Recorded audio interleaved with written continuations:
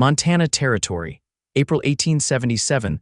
The wind howled across the high plains as the wagon door slammed shut behind her, and Bessina Faulkner stumbled out with nothing but the clothes on her back and a bulging belly that made movement hard. Her hands clutched her shawl tighter against the cold, her breath clouding in the early morning air. Behind her, the ranch house loomed, its windows glowing faintly with lamplight, but the door stayed closed. No one came after her. She was 22, 7 months pregnant, and alone. Her husband had been dead 6 weeks. Charles Faulkner, youngest son of the Faulkner cattle line, had gone out one morning to fix a fence and never made it back. Killed by a rustler's bullet, they said. One clean shot through the chest.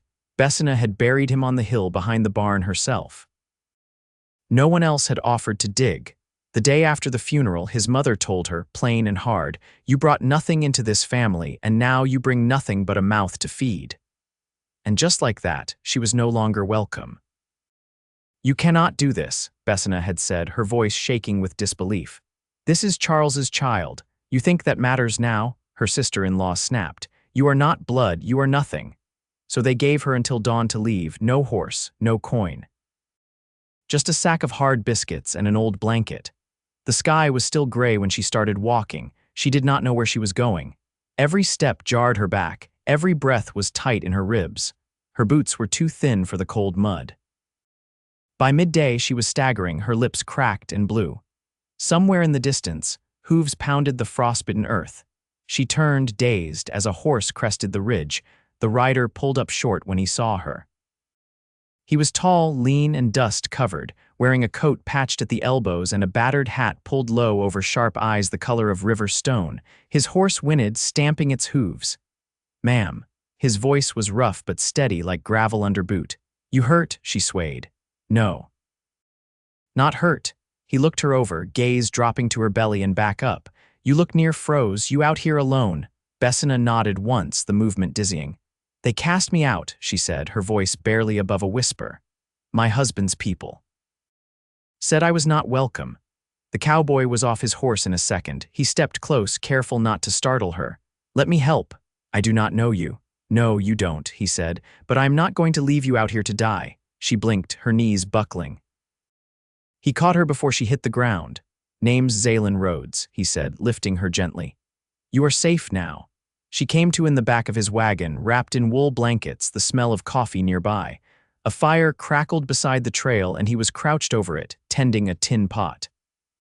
"Where are we?" she asked, her voice hoarse. "About 15 miles north of Livingston," he said without turning. "I have a place a ways from town. You can stay as long as you need." She sat up, wincing. "You do not even know me." He finally looked at her. "Do not need to. You needed help." "That is enough." Something in his eyes told her he meant it. His cabin sat in a quiet valley, tucked between aspen groves and a slow-moving creek. The first time she stepped through the door, her knees buckled again, not from weakness, but from the simple shock of safety. A fire already lit. A bed made up. Warm bread on the table. Xalen set her gently on the wooden chair by the fire and knelt to unlace her boots. "You do not have to do that," she said, flustered. "I know," he said, not looking up. "Let me anyway." He was quiet but kind, never asked about her child's father, never pressed her with questions. He worked long hours with his horses, came in smelling of hay and sweat, and always made sure she ate first. She started to feel her breath coming easier with each passing day. One evening after supper, she stood on the porch, watching the sky turn gold over the hills. Xalen stepped up beside her, his hands in his coat pockets. "You planning on going back east?" he asked. She shook her head. "There is no one left there. My folks passed 2 winters ago." "Charles was all I had," he nodded slowly. "You could stay." Her heart jumped. "You mean just until the baby comes?" "I mean as long as you want," he said, voice low. "I have the room, and I do not mind the company." She looked at him then, really looked. The way his jaw tightened when he was unsure, the way he pretended not to watch her when she stitched by the stove. He had been a stranger once, but now, "I do not want to burden you. You are not." He turned toward her. "You are not a burden, Bessina." That night, she lay in bed staring at the ceiling, the sound of the creek outside the only thing between her and sleep. She touched her belly. The baby kicked, as if reminding her she was not alone, and for the first time in weeks she believed it. She was not alone anymore, not really. Not with Xalen out there splitting firewood in the snow so she would be warm. Not with the way he looked at her like she mattered. She had been cast out, unwanted.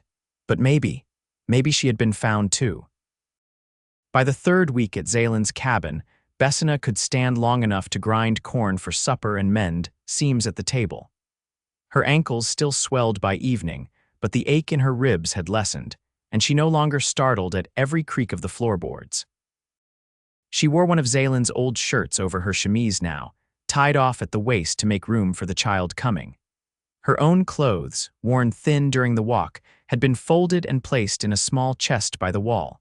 Neither of them spoke of whether she'd wear them again.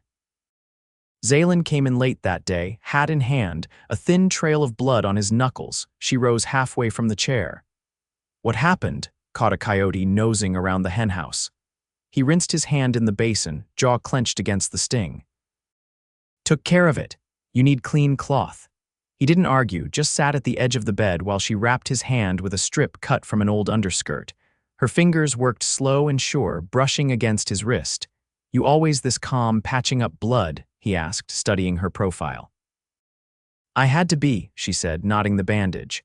Charles wasn't clumsy, but he was stubborn, wouldn't stop splitting wood even with frostbite. Xalen looked away. "You don't talk about him much." She tied off the cloth and sat across from him, careful to keep her spine straight. "Most folks don't like to hear about the dead."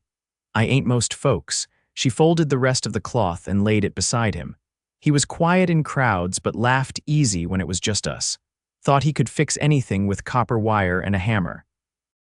He wanted a daughter. The wind tapped at the shutters. Xalen didn't fill the silence, just nodded once and stood. That night, she dreamed of a child's cry, soft, close, not frightening. When she woke, the room was quiet but for the steady sound of Xalen's breathing in the next room. She pressed her hand to her belly. The baby shifted, calm as water. 2 days later, she watched from the porch while Xalen dragged a felled pine to the chopping block. He worked with the rhythm of someone used to solitude, efficient, unhurried. She stepped down into the yard, breath fogging in front of her. "You'll strain your back," he said without pausing. "I'll be careful. You shouldn't be lifting anything heavier than a kettle." "I know." She brushed wood chips off the top of a stump. "But I've been thinking. I could teach children, if there's any near enough. I used to help at the mission school back in St. Louis." He leaned on the axe handle. "You want to stay, then?" Her voice caught, but she didn't waver. "I want to earn my place. Not just take from what you've built. You're not taking anything that ain't freely given." "I'd still feel better having something to offer." He nodded slowly. "There's a family 2 ridges east, the Branhams. They've got 3 boys and no schooling. I can ride over, ask if they'd send them here." She smiled for the first time in days, small and sure. "Thank you." A week passed before the Branhams sent their boys. She cleared a corner of the cabin, laid out slates and chalk, and taught them to shape letters while the fire kept their boots warm. Xalen fixed the fence during lessons, but some afternoons he lingered on the porch, listening through the open window as she read aloud from the worn Bible she'd carried in her satchel. Later, as she washed the cups after supper, he leaned in the doorway. "Never thought I'd hear lessons in this place." She wiped her hands dry. "Never thought I'd have students again." He crossed the floor and set a folded cloth beside her. Inside were 4 soft needles and a skein of pale blue thread. "Town merchant owed me a favor. Figured you could use something for the baby clothes." She traced the thread with her fingertips. "That's kind of you." He shifted his weight. "You've changed this place." She looked up. "How?" "It's quieter, but not lonely." She didn't reply, didn't need to. The warmth in her chest answered for her. That night, before she banked the fire, she added 1 more log, just to be certain the heat would hold through till morning. When she turned, Xalen was already watching her from the doorway, his expression unreadable but steady. "You should rest," he said. "So should you," he nodded. "Good night, Bessina." "Good night, Xalen." He hesitated, then stepped back down the hall. She watched the shadows on the floor and thought of the space he offered without asking anything in return. The cabin had walls, a roof, a stove, but it was the way he moved around her, careful yet constant, that made it feel like shelter. And for the first time since the ground had frozen, she let herself hope that, when the child came, it would not be born into silence, but into a home. The first rain came with thunder that rolled low and slow over the hills like a wagon wheel catching on loose stone. Bessina stood at the cabin window, one hand pressed to the small of her back, watching the sky break open in streaks of silver. The roof held firm, though water pooled in the hollows near the fence line. The Branham's boys wouldn't come today. She didn't mind. The quiet suited her. She lit the oil lamp early, shadows thickening inside by mid-afternoon.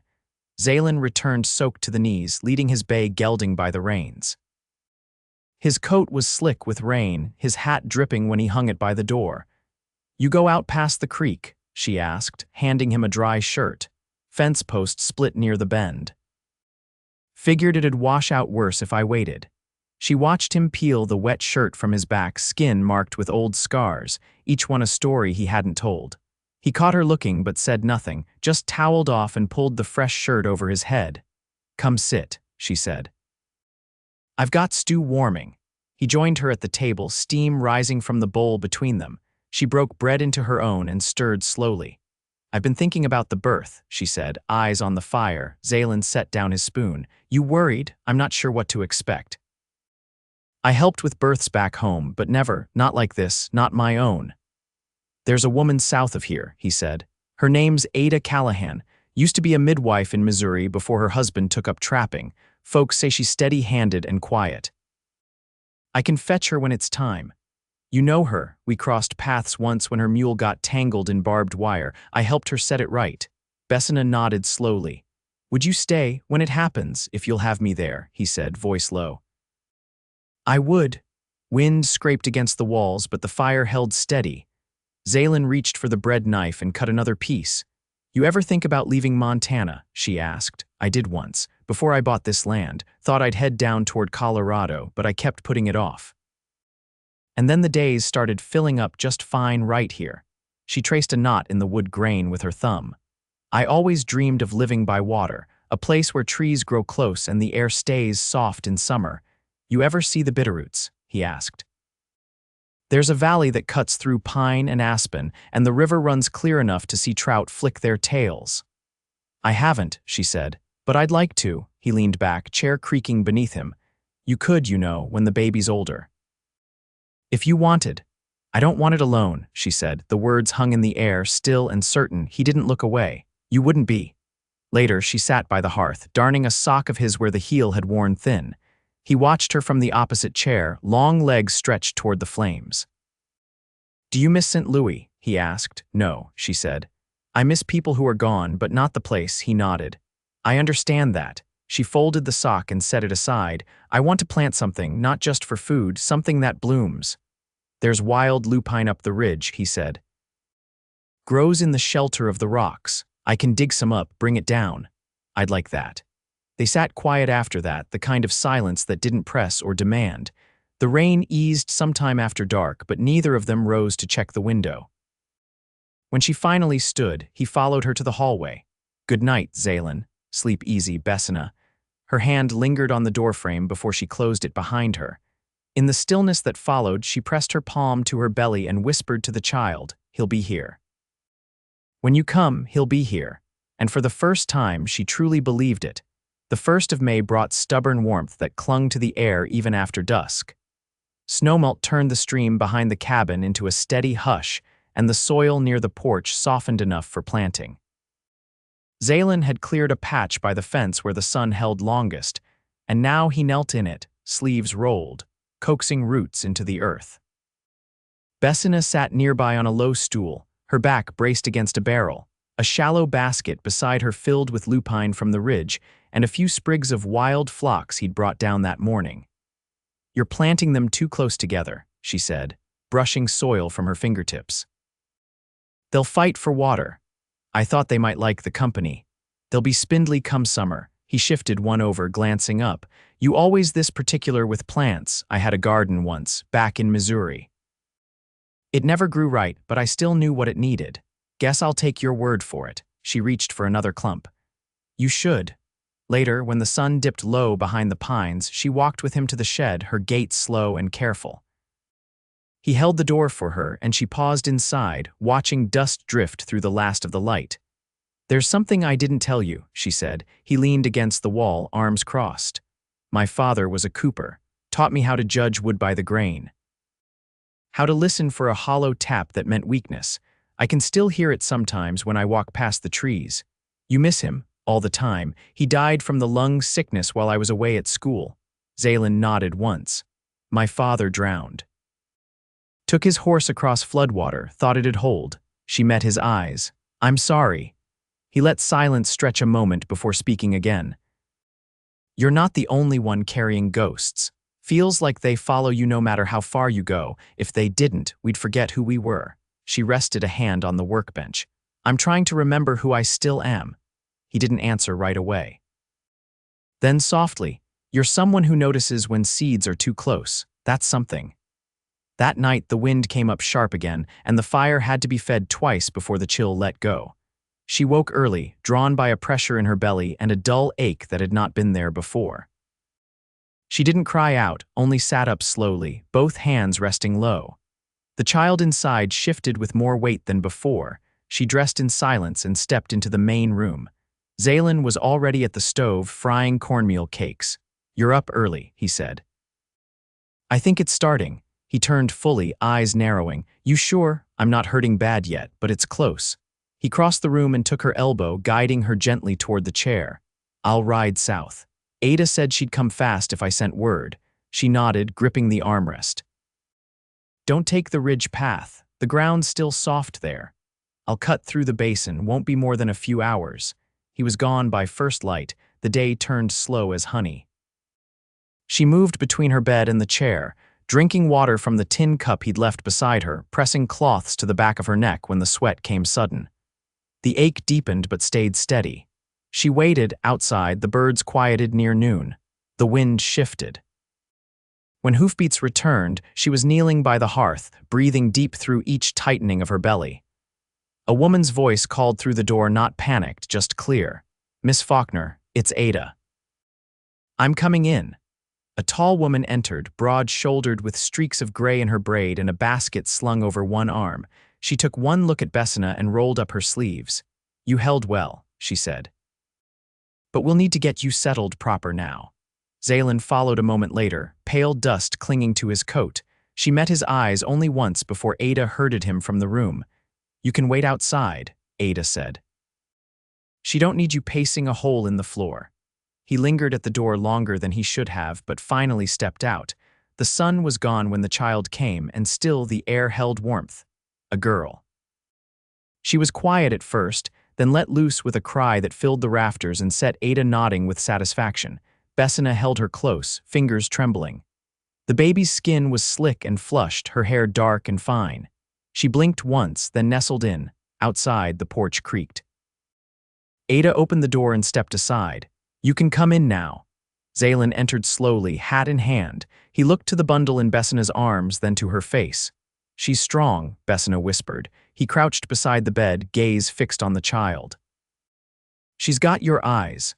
And you're quiet." He reached out, paused. "May I?" Bessina shifted the child gently into his arms. He cradled her like something he'd never thought he'd carry, his hands steady despite the tremble in his breath. "What will you call her?" he asked. "Marion." "After my mother," he nodded. "She fits the name." Ada busied herself at the far end of the cabin, giving them space without drawing attention to it. "She's yours too if you want her to be," Bessina said. Xalen looked up sharply. "I don't mean out of duty," she went on. "Only if you want this." "Me, her, all of it." He didn't answer right away. Instead, he looked down at the child again, then back to her. "I do," he said. "I want all of it." She leaned back onto the pillow, watching him hold their daughter. And when the fire cracked low and the wind stilled, she finally let herself believe that peace had come to stay. The creek ran slower come midsummer, its banks grown thick with reeds and creeping vines. Marion was nearly 3 months old and slept soundest in the sling pressed to Bessina's chest, lulled by the rhythm of her mother's breath and the quiet rustle of cotton skirts. The cabin no longer felt like borrowed shelter. It had changed around them, wood polished by use, corners softened with purpose.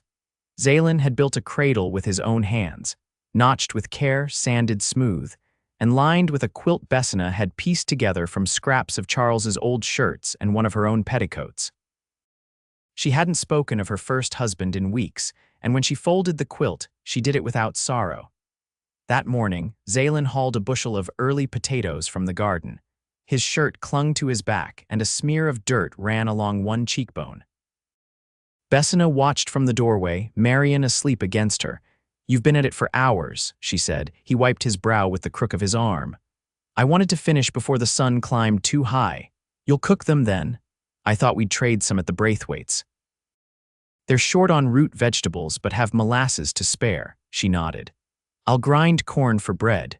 They worked side by side that day, flour dusting the table, the scent of yeast rising warm in the air. Xalen boiled down marrow bones for stew, humming low under his breath. Marion stirred only once, then settled again, thumb curled beside her cheek. After supper, Bessina brought out a bundle she'd kept tucked in the back of the linen chest. "I made this," she said, laying it on the table. "It's not much, but it's strong." Xalen unwrapped the cloth. Inside was a shirt, hand-stitched from undyed muslin, the seams even, the collar neat. "I saw your cuffs fraying," she said. "Figured I owed you one that hadn't been patched half to death." He ran a thumb along the edge of the sleeve. "This means more than any store-bought thing ever could," she hesitated. "I wanted to wait until it felt right, giving you something I made." He folded the shirt carefully, not taking his eyes from hers. "It's right now." The next day they rode into town together, Marion nestled in a basket padded with wool. Townsfolk glanced curiously but no longer whispered. The blacksmith's wife offered them a jar of pickled beets in trade for eggs, and the old postmaster, Mr. Dillard, nodded cordially when they passed his stoop. At the mercantile, Bessina paused by a bolt of calico. Xalen stood beside her, one hand resting on the edge of Marion's basket. "The blue would suit you," he said. "I was thinking it'd suit curtains," she replied.